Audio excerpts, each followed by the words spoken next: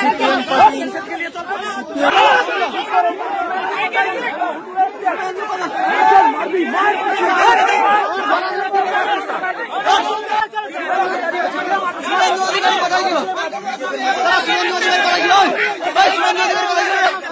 Road show committee এই সমস্ত কথাবার্তা উনি এই যে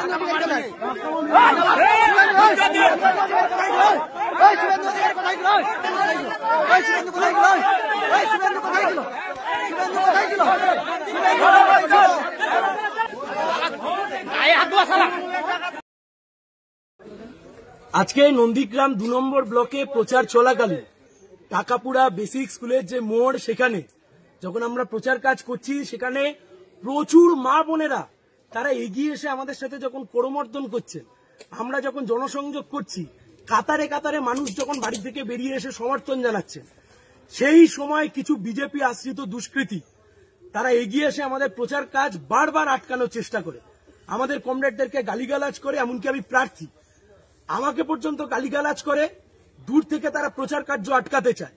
পাল্টা সেখানে আমরা প্রতিরোধ গড়ে তুলি।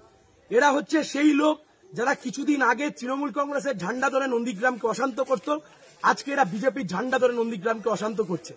নির্বাচন কমিশনের দৃষ্টি আকর্ষণ করব যে নির্বাচন কমিশন এই মুহূর্তে গোটাটাকে হ্যান্ডেল করছে, কিভাবে এই সমস্ত মোস্তানরা এখানে এই সমস্ত গুন্ডামি করার চেষ্টা করছে। পাল্টা প্রতিরোধ আমরাও করেছি। খবরদারের জন্য কেউ ভাববেন না কেউ চোখ দেখাবেন আর চোখ দেখানো দেখে আমরা ময়দান ছেড়ে চলে যাব। যেখানে চোখ দেখাবেন ওখানে পাল্টা দাঁড়িয়ে লড়াই করব। যদি হিম্মত থেকে লড়ে নিন, এসব চোখ টোক দেখানোর দিন পেরিয়ে গেছে।